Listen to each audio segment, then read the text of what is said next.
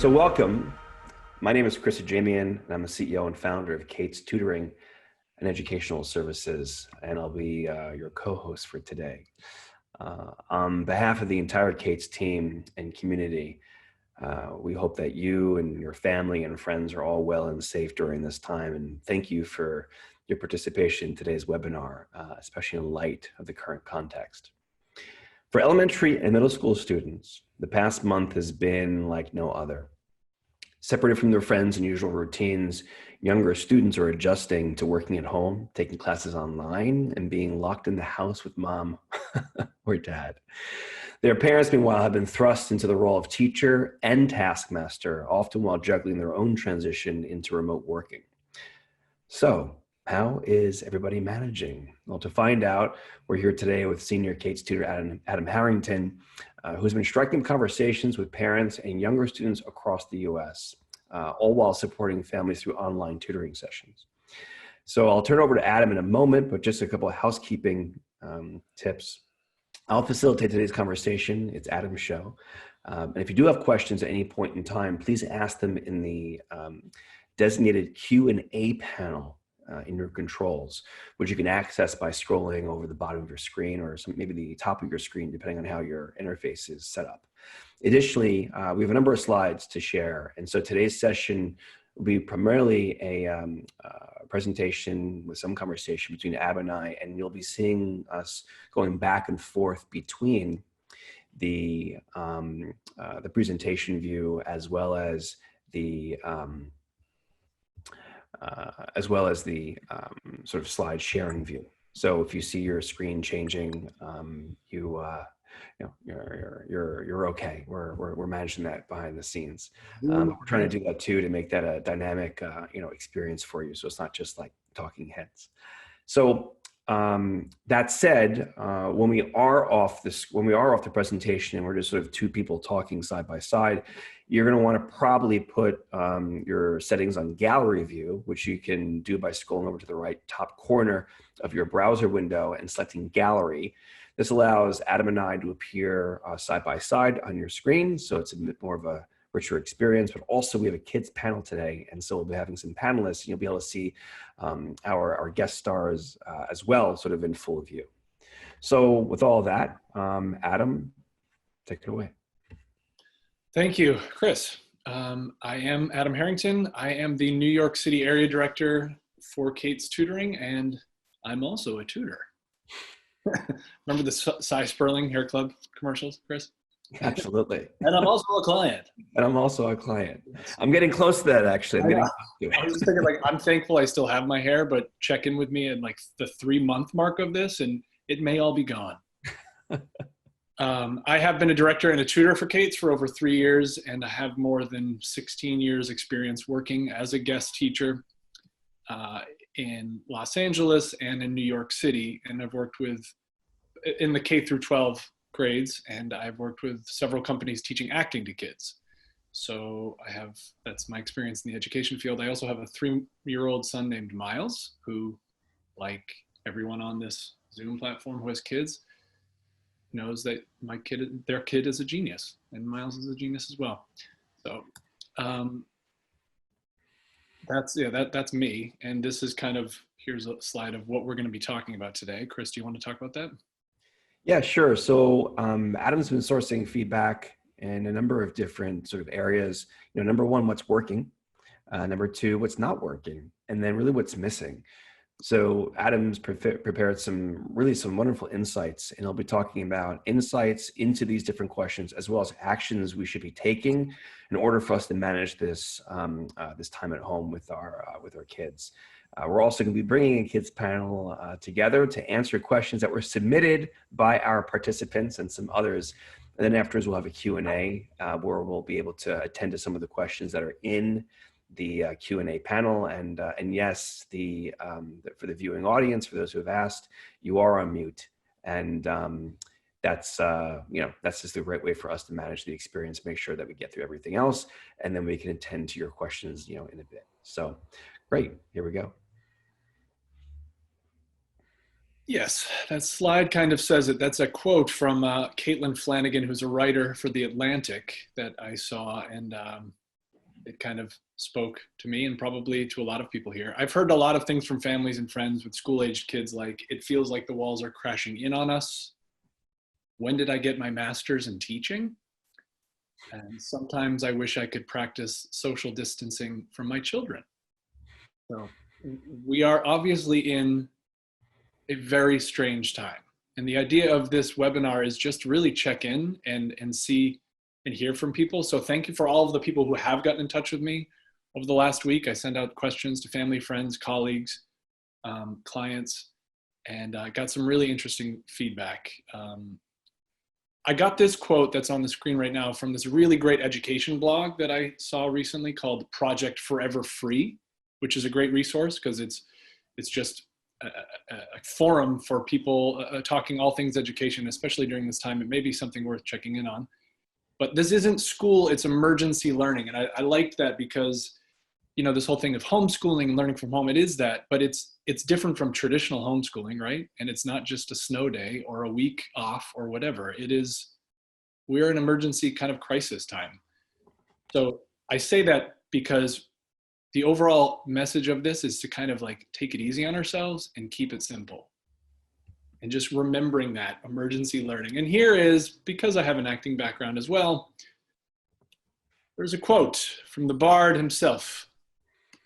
Sweet are the uses of adversity, which like the toad, ugly and venomous, wears yet a precious jewel in his head.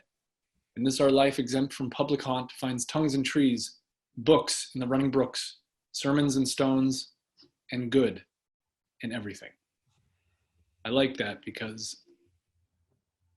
there are certain days that can be hard right now. But if you can see all these hardships and adversity as some sort of an opportunity, and we'll discuss that, then I think we're winning. So, okay. So I asked just a few simple questions for people of what's been working, quite simply. And so let's get to one of the responses. This comes from Robin M. in Boston. My kids are in 8th grade and 10th grade. So far, what's been working is being realistic with their schedule, having them sleep in a bit more than usual and getting started a bit later than usual has worked well. They feel well rested and more able to get the work done. See, I personally really like this because Robin points two important things out here, like being realistic about all this. Again, the theme is simplicity, emergency learning. And one of the reality of her situation is that teenagers and even preteens, they need sleep. And they're not natural 6:30, 7 a.m. waker-uppers, which is a real word. Correct, Chris? I'm a tutor. That is. It's actually in the Urban Dictionary. Yes, waker-uppers. Thank you, waker-uppers. And so they need more than you or me. And all the sleep studies in science from recent years show the biological and physiological reasons why. Like psychology today says sleep is essential for health and daily functioning. It's as important as healthy diet and regular physical activity. It's funny because like people who have newborns and toddlers such as myself, like when you have younger people, sleep is such a priority and it's made a priority. They have to get 12 hours of sleep, they have to get a nap. But once it gets to these years, it's forgotten about a little bit. But the science is proven. It is actually as important as like a newborn or infant toddler sleep. So they have this whole thing of like, I won't get too far into it, but it's just really interesting. Like their melatonin levels are released later in the evening and then they drop super early in the morning, which now gives your child a scientific excuse why he or she is playing Xbox while making a TikTok video till 1 a.m. Mom, it's my melatonin levels. Relax. I've heard my own daughters say that in their own way, right? in their own way. But I love your comment about the sleep because one of the things that I've been finding for our family is that we've been waking up later, right? And it's been a boon. You know, Absolutely. we're in a better place. You know, headspace. You know, we're able to kind of manage ourselves better. And you know, we were talking yesterday about the sleep, and I think that you were referencing some other research or some other insight on how there's been a bit of a movement in the United States over the last couple of years about actually starting school later because, you know, sleep is that important, and actually, you know, better rested students would actually get a lot more out of school. Can you say a little bit more about that, Adam? Yeah, absolutely. I mean, I've been, say, a proponent. I've just been very interested in this, and yeah, And there are some school districts across the country who have implemented it, even a half hour later, all of it. And it's very interesting, and that can be a whole talk for another time. Mhm. But it's a fact that it's been in the discussion. And for me, one of the many things that I feel like could be good that comes out of this situation is something like that. Because as Robin says, they're more well rested and they're getting more done. Bingo. Right. It's the science. And also, like, practically speaking, there's going to be a nation of children who have been used to sleeping in for 7 months. If we go back to September, there will be a sleep revolt. So they could be that way. Like, it's just, I just hope that something is done about that, because I think it's important. So, right. So, so with that, then, I love some of these recommendations you had. Totally. So again, what Robin said, just be practical. And this is about scheduling. And we're going to talk more about that in a second, but be practical about it. Just whatever works for you, just do it. Doesn't have to be super concrete. Work with your child to find a sleep schedule that offers the rest they need. You know, an hour, you can let them sleep in on the weekends a little bit more. I'm not talking about sleeping till noon, but it's just some sort of a schedule that can be set, but like giving them what they need as much as possible. And then limiting tech in the bed, especially in the bedroom, which is next sleep. I mean, the whole tech issue is such a big deal right now because we're obviously in our homes so much more. I mean, I know myself, I'm using my phone way more than I ever did, which was a lot to begin with. So, well, I was telling you yesterday about how I got a notification from my iPhone that my screen time was only 4 hours for the day. And I was like, I'm making some improvements. Then I realized, but I was on my computer for the other 12. Screen to screen. Yes. Right, screen to screen. But, you know, also one of the things I'll add too, you know, we did that webinar a few weeks ago that kind of sort of kicked off the series about, you know, really how to maximize opportunity of learning at home. And one of the things that my wife, Sarah, has suggested, I think it's just brilliant, is that when the school day is over at 3 o'clock, you know, tech is done. Yeah. Right, screens are off. So end of school day, end of tech.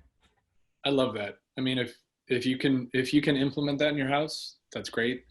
Again, as we'll talk about later, what works for one family works for another, but it's all these are things that can be done, or at least tried.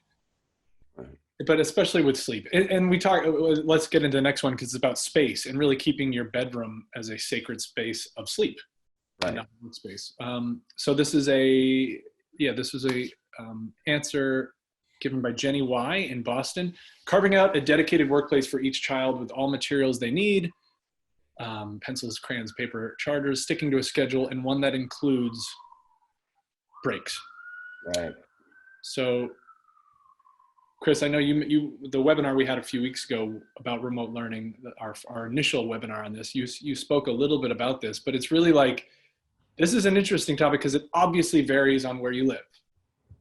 Right. So people have homes, bigger homes than others, apartments. I mean, I live in an apartment. I have a 3-year-old, like I said. This is his space.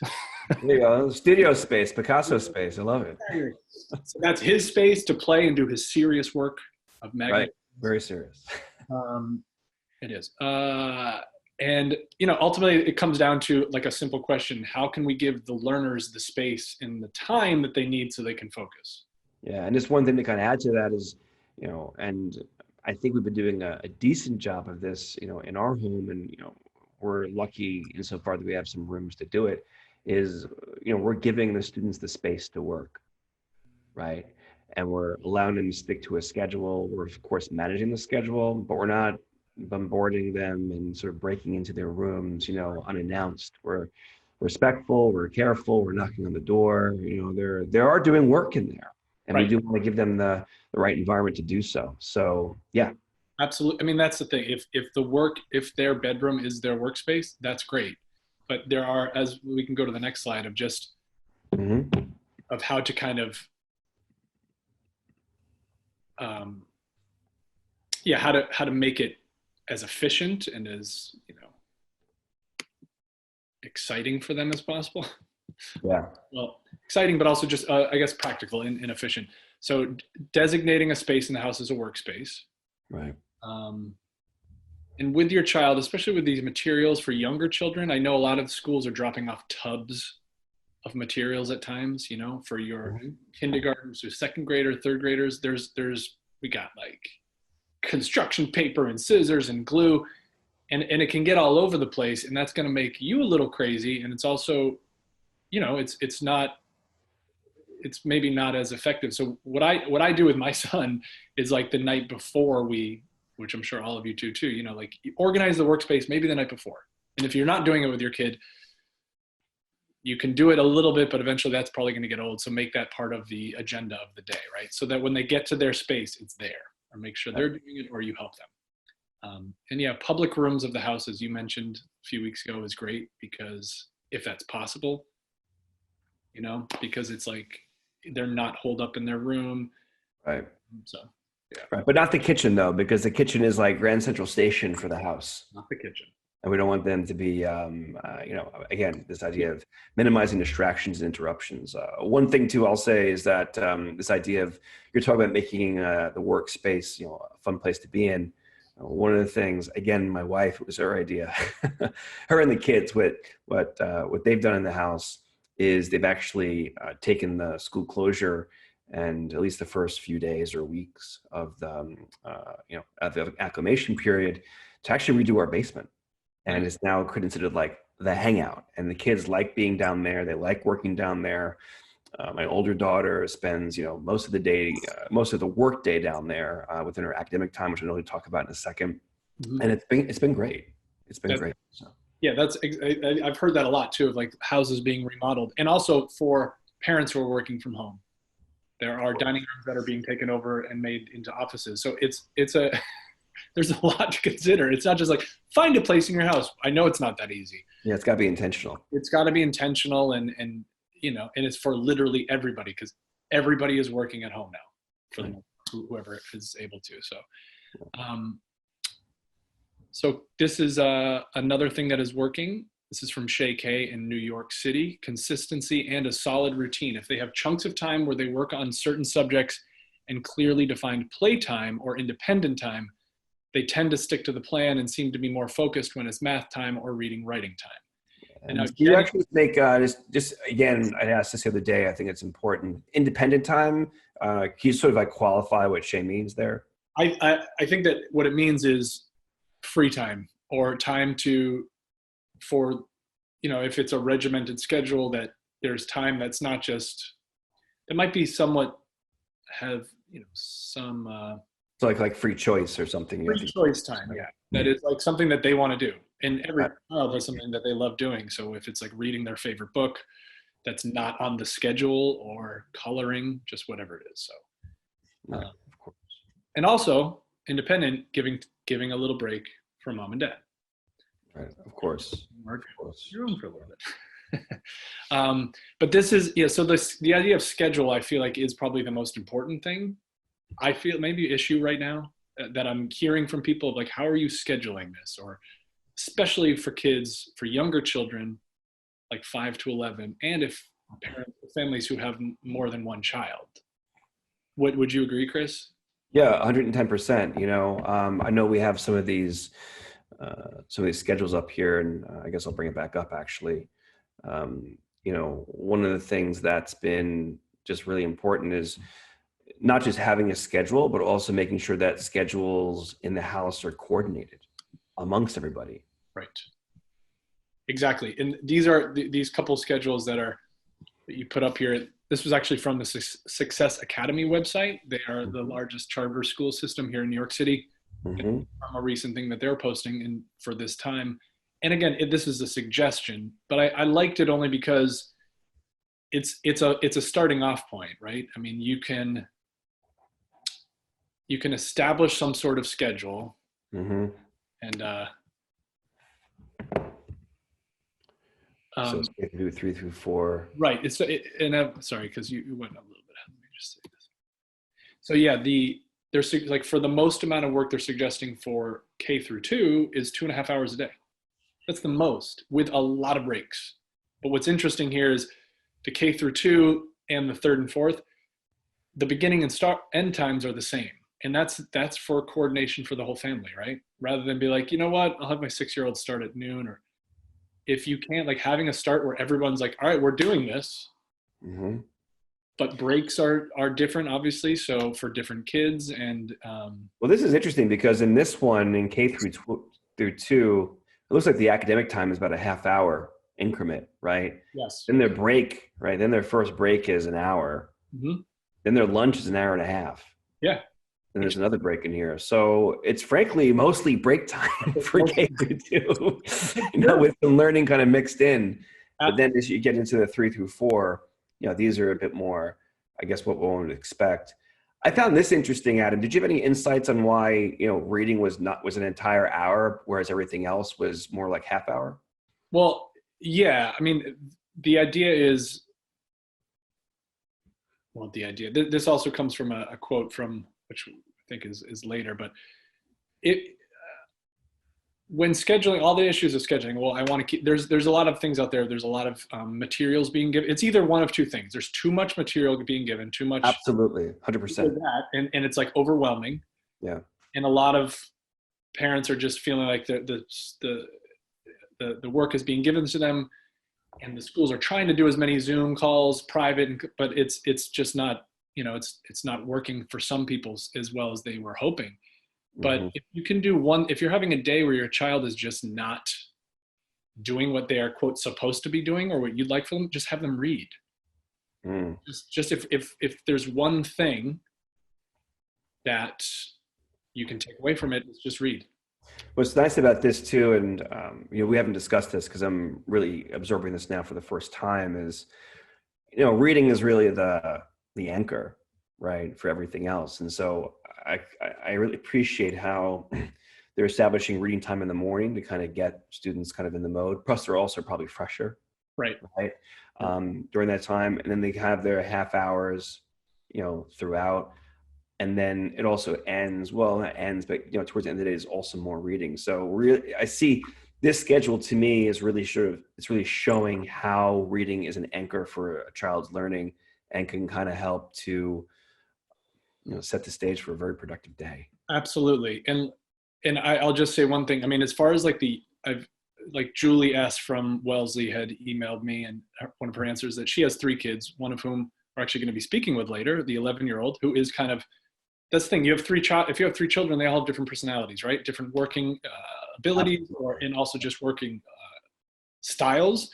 Her oldest, she said, is on it, and that's great. She's just type A. She's on it, and she's doing the things that are being assigned.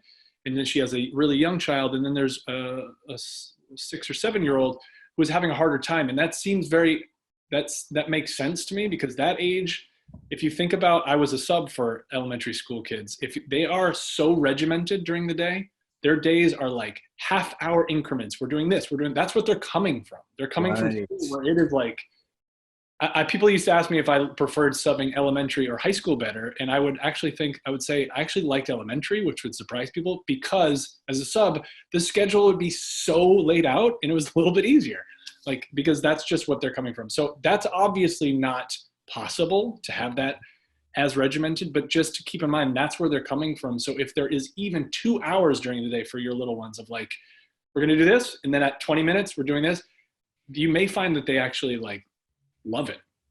Right. It can't be for the whole day, but just in short increments. So that's all. I wanted to say that. Anything to say here about the grades 5 through 8? I mean, grades 5 through 8. It's again, and this is a sample thing that says science. You can put this wherever, but if you notice, there's still a lot of breaks for the 5 through 8. It goes a little bit later because they can handle that. Right. And they're longer sessions too. It seems like for the most part, right? Hour long. Absolutely. And we're going to talk a bit about things to do after school and enrichment activities, but this is for your emergency learning homeschool schedule. This is something that could work, and you can go back on this and copy it. And but so yeah, the takeaways here are just, consistency, normalcy, and a sense of order for everyone in the house, and if possible, print out and write the schedule if that's possible. I always do. Again, he's 3, so it's different. I know it. But I write the schedule every morning. I go over it with Miles. And he just, he likes to see it. And it's fun. And we never follow it, but we follow at least 2 or 3 things. And then he always crosses out rest time. And so it's a little fun game we have. It's always good to have a plan, even if you're breaking from the plan, right? Or deviating. Exactly. And that's point number 3. Be flexible and don't be precious about it. Nice.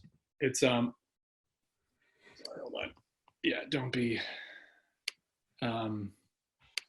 yeah.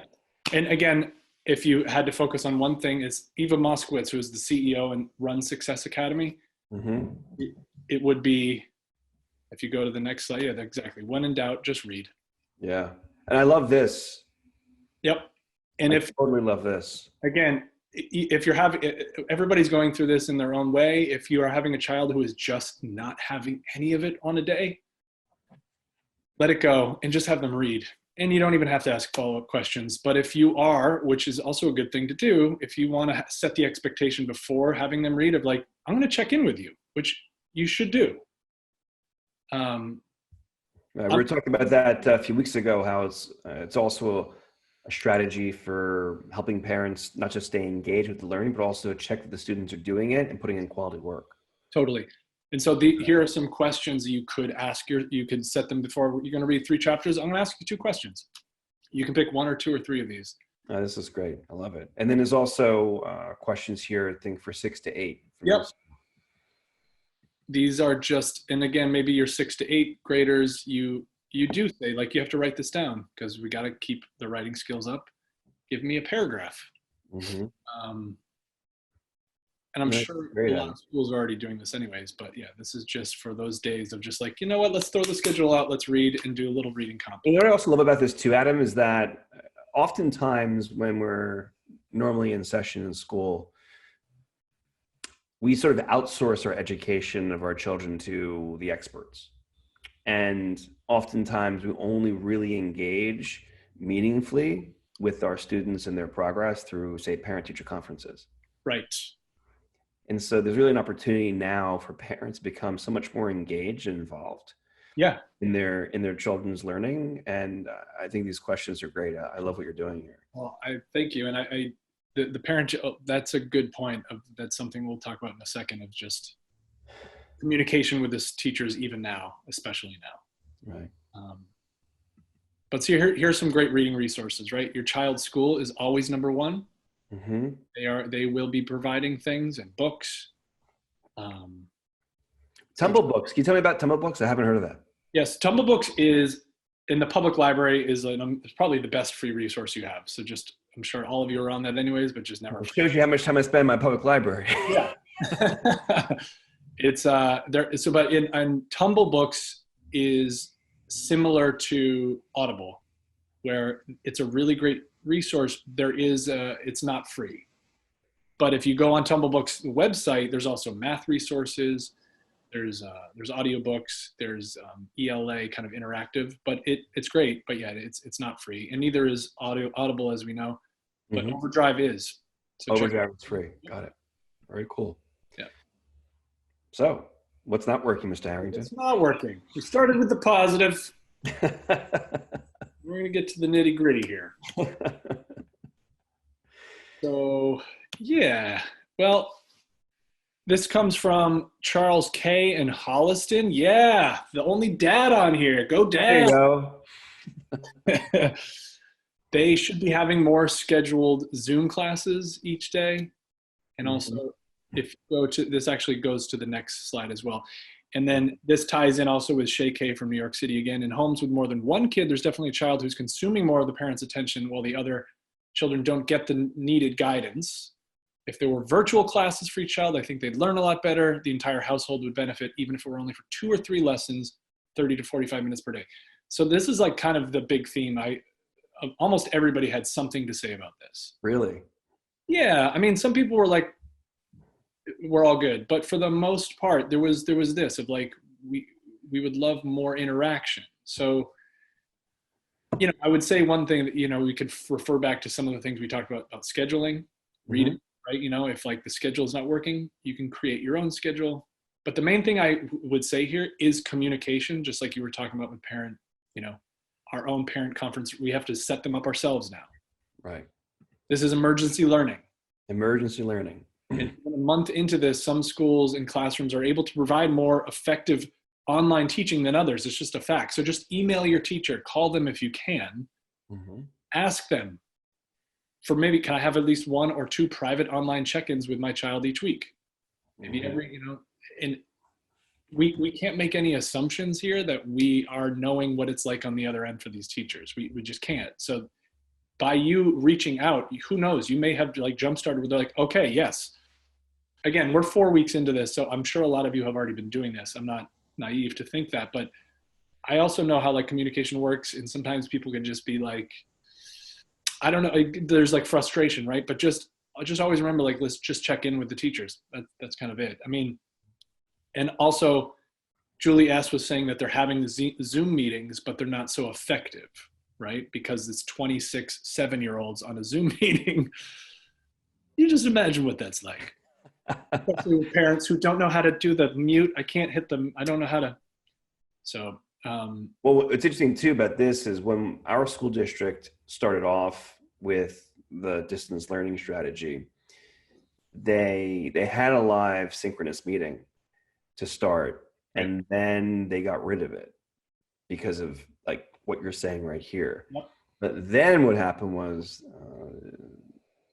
teachers didn't feel as closely tied to the students or as involved, so then they brought them back. But they brought them back in a more structured way. So we're looking at two comments back to back that seem to be antithetical. And I think there's probably something about how to make the Zoom meetings or whatever the video conference platform is intentional, effective, and therefore valuable. Right. But it's really a balance. It's really a balance between guided learning and independent learning, which is a theme that I'm kind of seeing too in this, in your research. So yeah, that's right. And, I love that. Adam's recommendations. Guys, listen to Adam. The expert. Communicate with your teacher directly. Seek out other online resources, if possible, and what we've talked about. And here's a couple more. Again, read. just keep on back to it. Read. But here are some of these resources that have. So I can speak to ABC Mouse. And I know of Adventure Academy and Bamboo Learning. They're all very similar, but those are for younger kids. My kid loves ABC Mouse. It's a lot of great interactive stuff. There is a cost, but it's pretty affordable, and it's interactive. It's fun. You buy stuff for yourself in your own room, and he loves that. He's bought, for whatever reason, he keeps buying American flags. But I'm like, dude, we have to save up for a bed. But I want him to get to 150, but he keeps buying flags. You can make a bed out of American flags. You can be more creative here. The bed, as well as the sheets and the comforter and the pillowcases. That's who needs it. He's a very patriotic genius. There you go. He's making America great again. Single-handedly. That's right, single-handedly. And then for 5 through 8, Khan Academy is an amazing resource always. And CK12 is really great. Chris, you pointed that out. The thing about CK12 that's really interesting is they provide a diverse set of resources for different types of learners. So they have text-based, they have audio-based, they have video-based, they have interactive game-based. So it's probably the most multifaceted in terms of its learning strategies for engaging students. That's why I think CK12 is really impressive. Plus, we know the people over there, and they're really good people. That's great. Yeah, I loved it. I wasn't super privy to it before, but it's great. And We Are Teachers, as I just discovered, if you go to that, you will get every resource. It's a thing that teachers banded together and put together resources. So awesome. If nothing else, just remember We Are Teachers. And then these Project Forever Free Blog and EduBlogger, again, just keeping up to date of what's going on. It's nice to have a community. Right. Okay, so another one thing that's not working, this is kind of the last little bit here, which I just found really interesting. And also a lot of people were asking questions of what else can I do that's not traditional learning, right? Not that any of this is, but so this is from Elspeth H. in Cape Cod, Mass. Formal schooling is not working very well at home with our girls 8 and 5. I'm embracing this opportunity for them to learn about more chores and gardening and home tasks. I love this. As opposed to trying to do skill drills. We're sewing, we're cooking, we're gardening, focusing more on life skills. Using the stove, reading recipes, sewing. It's pretty great. She's basically getting her kids to do chores for her, but she's a genius. But how to count and do math with money, the postal system, all these things, addressing letters. This makes me think about the value of project-based learning, which, especially for our older students who are approaching college entrance, admissions, testing and whatnot, when they're applying to schools, students who have really sort of developed their not just their hard skills, but their soft skills in various sort of disciplines through different projects. That's really been a very powerful learning experience for people. And, they're creating these social impact projects. They have these different personal adventures. And what I like about what you're showing us here is that, this type of learning, this type of experience is a way for students who, K through 8, for them to participate in project-based learning experiences, which I'm really wondering if that's going to become more prevalent within the formal education space post-COVID virus. Again, Because these are things that you have to know, and they're also each individually different pieces that go into making a project. And I think that we'll be hearing about that when we get to the kids panel in a few. Yeah. Yep. Actually, if you can go ahead one more. I think there was something I was put. So we don't have to read all of this, but it's the same. This is also from Inga C. in San Antonio, Texas, which was via Project Forever Free blog. Nice. It's a very similar thing. I love, she had a little title on something she wrote, "Math is a double batch of brownies." And it's, again, getting her kid involved with cooking, using fractions for halving and doubling recipes. And remote learning is a new set of tech skills, right? Their browsers it's not all about games now. They're writing and answering emails and uploading things to the cloud. So these are all. And just to add to that, so for some of our older students who are doing passion projects or their own ventures, those have traditionally been, not entirely, but at least the current cohort, a lot of it's been offline, like workshops and creating education ventures. They now have to take those different projects and ask, how can I deliver the same experience online? So now they're developing web skills in terms of design, in terms of HTML, in terms of coding. And it's a really interesting environment right now where people of all different backgrounds, even adults, are being challenged to learn new skills in order to participate. Yeah, in order to participate in this new world. The idea of this is just taking a step back, look what's in front of you, and just try to keep it simple and fun. So these things are in your home, even if you don't live in the woods and you can't go out and do all these. You have a kitchen. Those two answers I thought were pretty great. So what's missing, Adam? What is missing? This comes again from Julie S. from Wellesley, is a third person in the house. And I get it. Like, I know families with au pairs, where the au pairs doing all of the school stuff with the kids and parents are doing shopping, cooking, cleaning, and laundry. I think kids really need some one-on-one, which they're not really getting in the Zoom classrooms. So, I put that up there because obviously that isn't really a thing that everyone can do, and it gives accountability. That's what I love about this. Yes. It provides parents with some support, some strategy, solution to make sure that kids are being engaged and being held accountable to their work, so know that it's getting done. Exactly. So if you cannot have an au pair or hire somebody because people aren't coming into home, so that's the idea. That would be a dream, but if you can't, if you go to the next one, could do is just, again, ask your teacher for help first. Right. If you're finding that's not enough, I mean, obviously they can't come into your home, but there is help elsewhere. There are virtual ways of getting assistance. And then really, you touched on this a second ago, Chris, but just even if it's, I know these days are long and all of that, but it is important for you to check on your kid's work in progress. At the end of the day, you can put that in the schedule at 5:30, we're going to have a discussion. And just also, because within that, it'll be a check-in with your son or daughter's mental health and just how they're doing. It'll help you just figure out where you're at personally with all of this and emotionally, but really just seeing what they're doing. So yeah. Well, the most exciting part of our webinar today, the kids panel. So what I'll do is I will promote the appropriate people to, I think, yep. promoting Sophie. I'm going to promote Swede.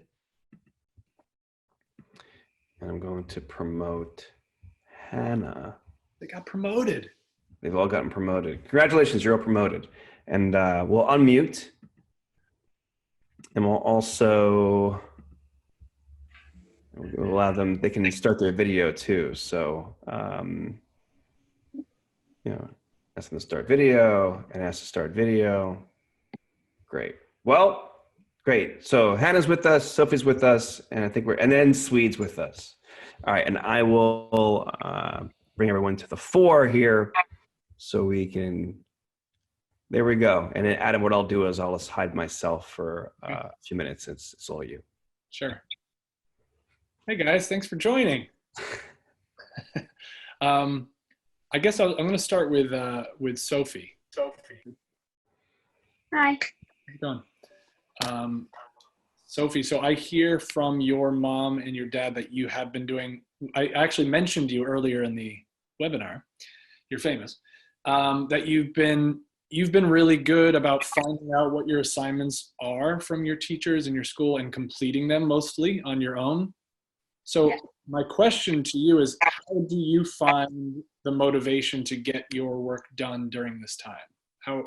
What are your secrets? So it's important to me that I get good grades, and if I don't do the assignments or keep up on the work, then I will fall behind. And the teachers, actually the work is all required now. So if I don't do it, I'll also get in trouble. Okay. That makes, I get that. So it's like a mix of like, you have like self-determination because it's like, it is what it is and you have to do it. Yeah. That's good. With a little bit of like not wanting to get in trouble. That always helps. Yeah. I don't care what anyone says.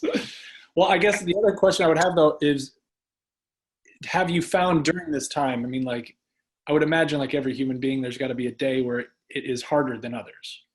Where you're like, because you're not in your normal school. And it's, so either that, or maybe you've talked to friends who are having a hard time. Like if you are in a mood where it's, is there anything that like, how you have self-motivated yourself? So can you say that? Yeah.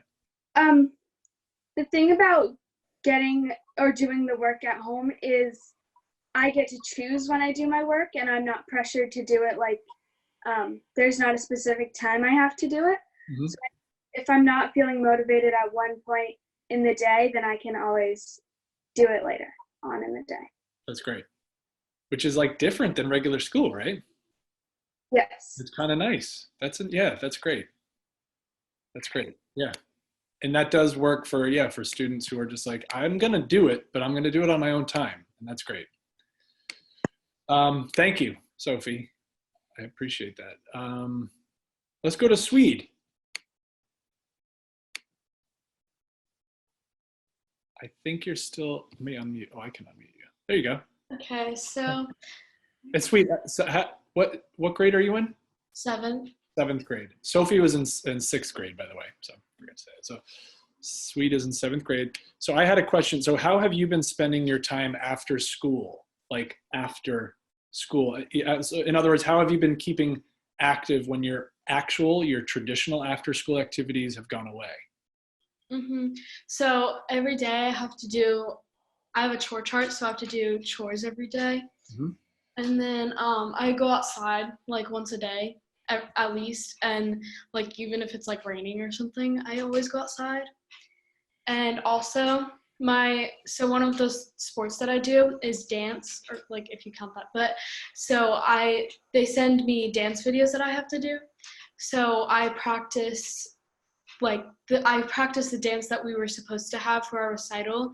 I practice that a few times a day, and like I read every day. That's great. So outside activity and your dance act, is that the only? I'm sorry that all that is not happening for you right now. Mm-hmm. But the fact that you're doing what you can do with the videos, that's pretty great. Is there any other like after school activity, even just like hanging with friends or anything that like? I guess what's the biggest change for you other than dance that is just like? I'm not able to see my friends or anything. Yeah. So. Oh, I sorry to cut you off, but this actually ties in. There was a question that somebody had sent in when they registered from Jing. Her name is Jing. She had asked that very question, like, what is the best way? How do you suggest, like, my son or daughter to keep in touch with their friends? So what are you doing for that? I FaceTime them from my phone and we like talk or like play games or something. Yeah, it's not the same. Mm-hmm. Have you done any like drive-bys where you can like see each other from far away and like, no? Okay. Well, thank you very much. And thank you for sharing. I really appreciate that. Hannah. Hi. So Hannah, what grade are you in? I'm in 5th grade. 5th grade. Cool. Thanks for joining. So this again, I received a question from Patrick J out in California, and he had this really interesting question, which is, what are your recommendations for a multidisciplinary approach in the home? And are there lessons learned from classical approaches? So Patrick, I'm going to answer that question by asking somebody who's, in it, a 5th grader in Maine. What would you say that you've been doing as far as outside the box learning during this time? Well, what I've been doing is my teacher put up an assignment for a Genius Hour. Mm-hmm. And I chose for a Genius Hour, which is like a creative project, I chose to do fashion design. So I've been doing some really like cool like creative things for fashion design. I've been making my own stuff and sketching my own things. Wow, that's amazing. When you do, are you also using any? So what are like the skills that project you feel like is like helping you with? Like well, my sewing, kind of like organizational skills a little bit, because I have right now I've been working in the basement and it's really messy because of that. So I've been like, to get everything together, I have to organize it and do a plan. Also kind of like focus too, because like if you make one wrong stitch, the entire thing can be completely messed up. That's pretty great. We've got like a young, burgeoning Donna Karen. That's awesome. Is this something that you're going to continue once like real life school reopens? Yeah. Cool. That's great. I can't wait to see your work. Thank you to all of the kids that joined. That was really, really great. And you actually answered 3 or 4 questions from adults that had sent questions in during registration. So you're welcome. To everybody. Yeah. Well, we'll thank you. We'll say thank you to our panelists, and we'll demote them to just mere attendees for the rest of the webinar. But thank you so much to Sophie and to Swede and to Hannah for their contributions here. And Adam will we'll get on next to the Q&A. Yeah. Sure. And I'm going to change role, and then I'm going to change the role over here. And it's always great hearing from the students who are in it, because we can say what we want to say, what we think works, but the truth of the matter is, right? Yes, exactly. It's what's actually working, what students are actually doing. Yep. So great. All right. So Q&A. So this is an opportunity for anyone who's in the audience to go again into that Q&A panel and ask questions. And Adam and I will, well, Adam particularly, will attend to them. So, okay, let's see. So the Q&A right now, all right, so right now, no questions in the Q&A. No questions in the Q&A. Again, anyone in the viewing audience, if you have any questions, please go ahead and put it in the Q&A panel. And there were, like I said, there were a few questions that were answered during that kid panel. And I also feel like some of the questions people sent ahead of time, we did touch upon during the webinar, I hope. But Charles K., who also was made a comment about not enough Zoom meetings. He did ask, how many class hours a week do you recommend? And I think that, depending on how old your children are, I think we did touch on that, right? So for the younger students, it's like 2.5, and third to fifth grader, maybe put it up to 3.5 hours. But the key is to span it over the day and just give them a lot of breaks. Right. And again, just so everybody's aware, we'll send around the video for the webinar, so you'll be able to go back through and take a look at all those different schedules that Adam had organized for us. Cool. So, Adam, what were some other questions that came in from the registration list? Well, good. So Charles K. did just say you answered that in your presentation. Thank you. And Patrick Joseph said, thank you for the Genius Hour recommendation. Great idea, Hannah. Genius Hour. I love it. Terrific. Yes, it was Jing W. who had asked what can parents do to encourage their kids' interaction with their school friends. And that's heartbreaking, to be honest, and sad, but it's our reality. So obviously we know all of these apps and technology, how we can communicate. But I do think depending on the neighborhood you live in, there can be certain things of like physical, seeing people at a distance and saying hi, you can get creative with that, I think. Here's an amazing story that my father told me. This is from a few weeks ago. So I'm from Long Island originally, and on the North Shore of Long Island, there are beaches, and those beaches have parking lots. And he told me a story of this one parking lot that attracted 12, 15 cars, and they all lined up in like a circle of wagons type configuration. Yeah. And people took turns performing.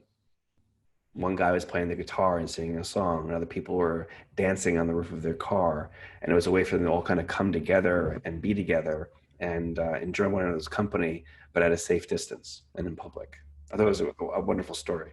That's an amazing story. Yeah, there's a lot of those, and it keeps us all going, I think. Amy D from Boston did ask, how are you coping with homeschooling? So, I can just speak. I've mentioned I have a 3.5-year-old, and when he's here, the thing that's tough is that there's just not as much. I love to take him to museums all the time, and I live in New York City, so we used to go in the subways. Obviously can't do that. So it is it's obviously indoor activity. So with a 3-year-old, it can be challenging, but I realize it's very different than talking about like a 7 or 8 or 9-year-old. So I'm doing as best. I'm okay. What about you, Chris? Well, like most people, struggling, despite knowing what some of the best practices are, either because, I've learned about them, read about them, had them, passed along to me, the actual implementation of all this is really difficult. Yeah. I think my wife has been an amazing sort of leader within the family with all this, because she's really helped to find ways for, we have 2 daughters, find ways for both of the kids to have their space, have their time, but also keep them engaged. And so I'd be lying if I didn't say that my wife was really, the champion in the house with this right now. And, that's nice about, it being now 2 weeks, 4 weeks in, is I'm learning myself how to be more of a participant in all of it. So, and one of the things that we've been doing is doing more family board games. We had a 3-hour Scrabble game on Friday night. It was like epic. Epic because we were also bending the rules a little bit, because it was our first time playing as a family. And of course, as soon as you bend the rules or something, everything kind of goes haywire. Chaos. Yeah, we really sort of painted ourselves into a corner. But just finding ways for us as a family to come together and do things together and have some fun. And I like doing things in a constructive fashion. I try to watch Wheel of Fortune and Jeopardy with my kids a few nights a week to help them, build their knowledge base, get their numbers going, right? They're calculating dollar amounts and whatnot, and also is exposing them to different areas of knowledge and domains. And that's been kind of fun. So for me, it's a matter of just trying to stay engaged and trying to be a part of it and participate in the learning when I can. And, when I can, it's awesome. That's great. Yeah. Yeah. We have another, we have a question from Hannah, our panelist. How are adults being creative? Boom, right back at you. It's a good question. Hold on a second. Well, I've written 2 novels. I'm a master classical guitarist. And the guitar thing is real because I started trying to teach myself a few years ago. And I feel like everybody on earth has tried guitar at one point, but I did it and I was like doing, and then of course it goes in waves. And when this was all happening, I'm like, I'm going to go back to guitar. I picked it up a few times, but I'm still wanting to. So that's nice. Yeah. So it's funny. One of the things that I'm trying to do, sort of expand my toolbox, if you will, is I drink a lot of coffee. Mm-hmm. And I've been trying to look into different ways to become more of a informed coffee drinker. Oh, so I've been looking at how to do that. Not that I can go out and try lots of coffees, but do you have a recommendation or something? No, sorry, I didn't mean to cut you off. But there was an Audible book it's called I just bought it by Michael Pollan. Oh, the guy who wrote yes, Omnivore's Dilemma. And he just came out, and it's only on audiobook, but it's called Caffeine. And I heard an interview with him talking about it, and it's like the history of it. It's fat. I'm gonna get it. Well, I like Pollan. I'm gonna have to check that out. So something here came in the Q&A from Paige, Swede's mother. It's like she says, Swede and I took a hip hop class on the Fit On app together last night. I'm trying to learn new things with her. That's awesome. It's amazing. And there's nothing that brings people together like hip hop. Totally.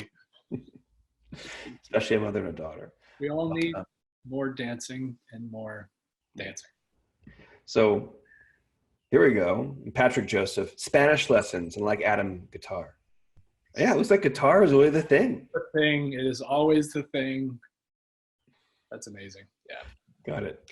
So Adam, do you want to move into sort of like the final stretch here with all this? Sure. Great. Yeah, these are just the last bits of things to leave you with. Yeah. Just keep breathing.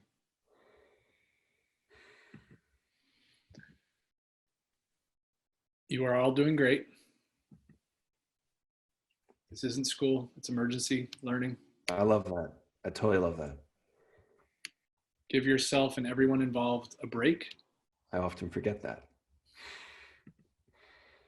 And find whatever works for your family and just do it. And if it has to change, change it. I know seems the most simple thing, but just, I guess the point of that is, I think there's a lot that happens. It happens with students and with families and adults of hearing what other people are doing, right? Well, they're doing this. I guess that is explained in the next slide, to be honest, is each student and each family is different. And that's absolutely true. We have 2 daughters and they're very different and lovely in their own way. And what works for one does not work for the other and vice versa. Exactly. I think that's very easy to forget. Totally. And just each family. So, yes, in school, it is a more uniform thing. We all have to do this and we all are trying to work toward a common goal. Absolutely. Mm-hmm. But how we go about this right now is going to be different. So, and that's okay. Keep it simple, do less with more focus. Read. And try your best and find the fun. Adam, do you have, if there was one thing that you think people should take away from this, this session, what's the one thing? And parents. I just think it would be flexible, keep it simple, and you're doing great. You're doing great. Well, with that, we've come to the end of our session today. And I want to thank Adam for preparing a really robust set of slides and just doing some phenomenal research. Adam, I've learned a lot during this myself, and not just in the lead up to today, but also during the session. So thank you very, very much. You clearly know what you're talking about. All of this. We really appreciate that, and always appreciate all your contributions to the Cates team, the Cates mission. So thank you very much. Thank you. And thank you for everybody who joined and wrote in and helped out with the research and all that. Thank you very much. Yes. And thanks to everybody who was a part of today's webinar.